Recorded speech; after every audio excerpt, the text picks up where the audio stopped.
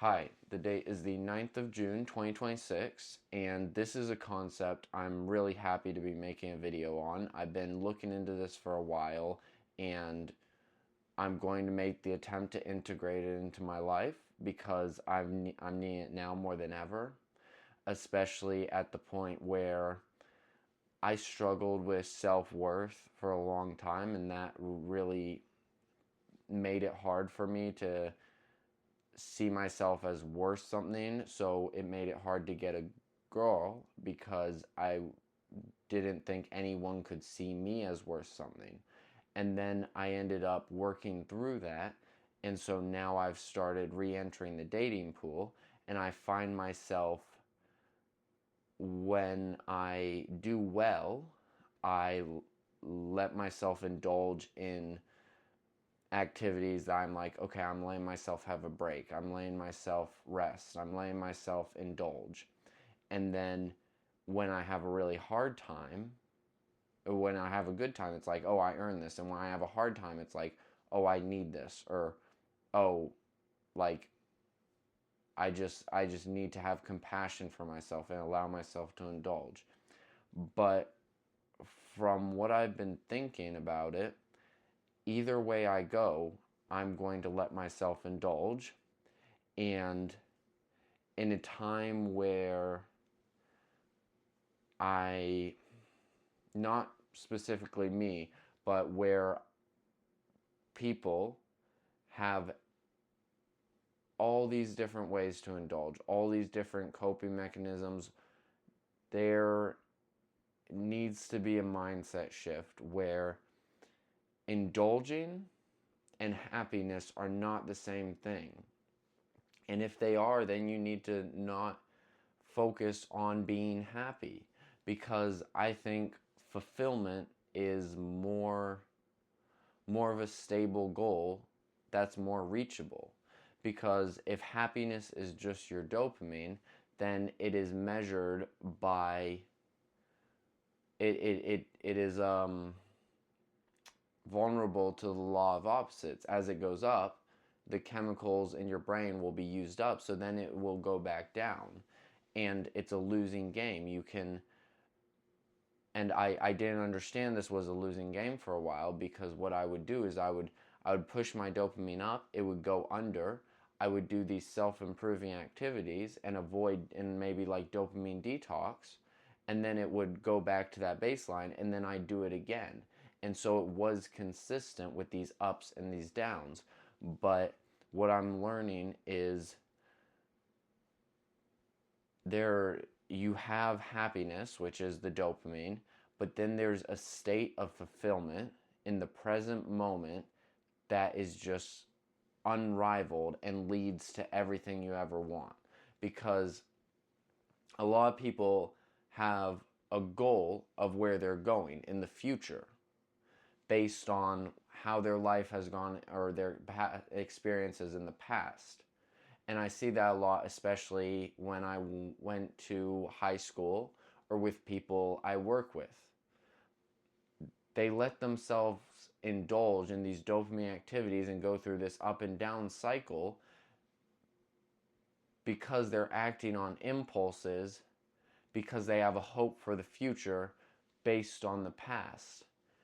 And especially in high school, where people didn't want to improve and they didn't want to question, maybe some of the people who were unkind to me, they didn't want to question whether they were being unkind or not, or improve.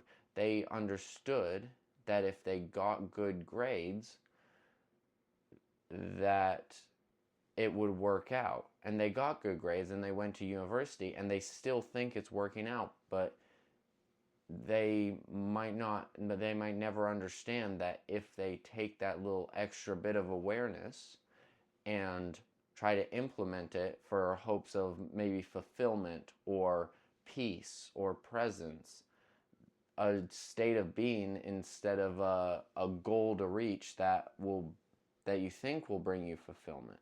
Because fulfillment is never in the future. Fulfillment is a state of being.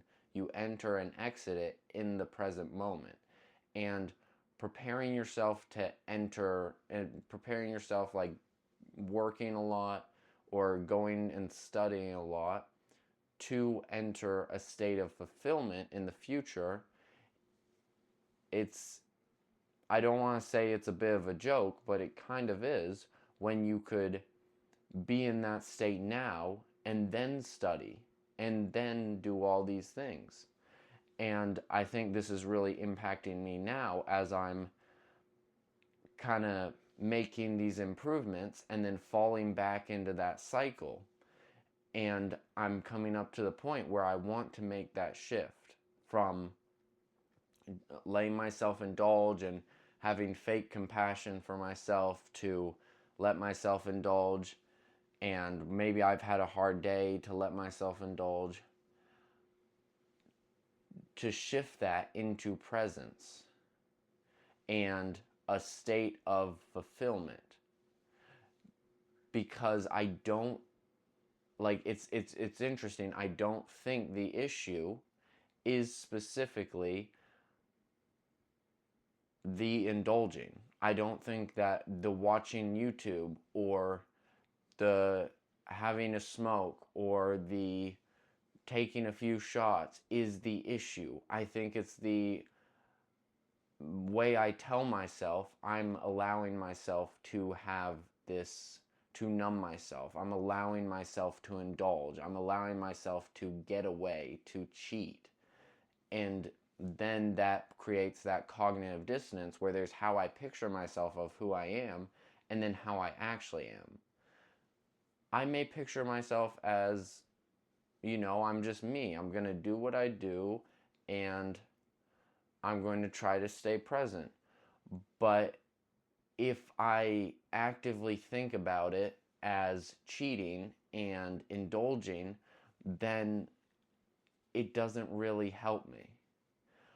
But if I say, I'm in a healthy space right now, I'm in a healthy space enough to watch a YouTube video, or I'm in a healthy space enough to have a smoke with some friends, then it kind of shifts that over from I'm indulging, I'm breaking my rules, I'm cheating, to I'm just having a good time. And it's also lets you point out, and it also doesn't let you lie to yourself, because a lot of times what will happen is it'll be I'm indulging, or I've had a really hard day, or I've had a really good day, I deserve this, when it's filling a hole inside you. But when you stop making up excuses for why you're doing it and just be honest about it, then you can be honest about when it's filling a hole inside you that it shouldn't be filling, that you need to fill it with something like something fulfilling. But that also works into, it's filling something inside you. You want to work into something fulfilling. Oh, what was I going to say? I completely have mind blank. Work into something fulfilling. But that it's about the practice of being honest with yourself. Because when you are honest with yourself, it no longer feels like indulging. And then this activity, and the only reason we like this activity so much is because it is filling that hole inside of us. And then the funny thing that happens is when we're honest about it and we stop it from filling that hole inside of us, we no longer want to do it as much. And so I no longer would want to go out to the porch and smoke a cigarette to maybe calm my nerves, because I'm not filling that hole with that anymore, and I'm being honest about it, and I'm chasing fulfillment. But if I have some friends over, I can maybe smoke a cigarette with them for social connection, where it doesn't have to be such a blurred line between indulgence and doing something I enjoy. in the present, because it's never black and white, and you can't just fully cut yourself out of one. You can't just fully say, I'm not going to do this anymore. But you also can't fully say, I'm just going to do this and not think about it. There's a gray area, and I think that's the best place to be, where you look at the reason why you're doing it, you solve that reason, and then you don't want to do it, and then you don't want to do it that much anymore because it's not filling a hole anymore. You've already filled that hole, and if you're still having that desire for it, it's still filling that hole. But yeah, that's kind of the concept I wanted to go over for this video. I'm going to try to start implementing that into my life, especially around sleep, because I'm like, oh, I've had a good day, I've had a bad day, and I watch YouTube to fall asleep, and that just isn't working for me. And actually, the problem is it is working for me. I'm still spending every day working towards my goals, and so I feel like I'm allowed to indulge. But as I'm in a space right now where I'm about to go to sleep, where it's 1:30 a.m., it's not fair for my present self right now in this moment to get that dopamine spike when it won't lead to fulfillment. There's nothing good it will lead to. And it's just filling that hole of I don't want to be present. So instead, I'm going to read a book as I fall asleep, or till I fall asleep, and I'm going to focus on just enjoying reading the book, being in the present moment. And yeah, so that's kind of the concept for this video. I hope it made sense. I know sometimes the way I explain stuff doesn't always kind of come across because I use very specific words that I usually end up reading in self-help books, and I don't always understand. But I hope this has kind of come across, and yeah, that's the end of the video. Thanks for watching.